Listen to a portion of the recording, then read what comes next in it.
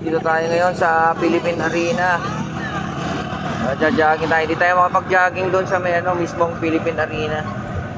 Mayroong affair na nagaganap ngayon doon. So, hindi tayo makapag-jogging doon. Kaya dito na lang muna tayo sa malapit sa Philippine Arena.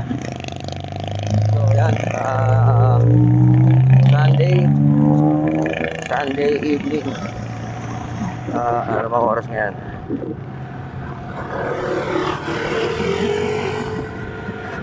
6:57 na. 6:57 na. So dito tayo ngayon nagpapawis ito sa may ibabaw ng expressway. Sa ibabaw ng expressway. Dito kasi yung uphill, downhill. Kasi malapit na yung ating next week na yung aakyat natin.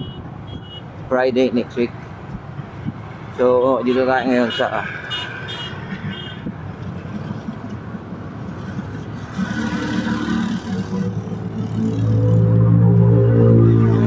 kung tawagin na to, Santa Maria Bypass.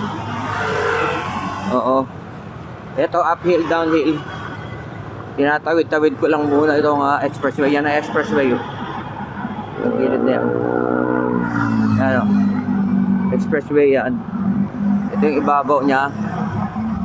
So dito muna ako sa ibabaw. Uphill, downhill o rito. Jogging. Kasi nga yung aakatin natin is puro assault. So ito naman ang last day of training natin. Kasi sa Friday na yung time 10 minutes, distance 0.76 kilometers, so, average pace 13 minutes 7 seconds per kilometer. Tatakbo ng malayo. Dito lang muna, uphill, downhill lang tayo rito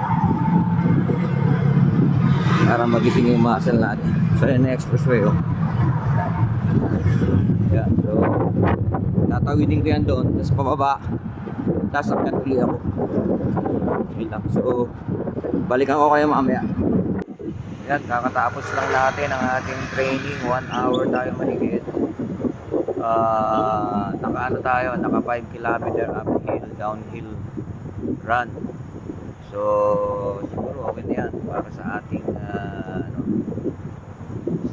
last training, paakyat ng Mount Napulawan sa Ifugao. So ready na tayo para sa akyat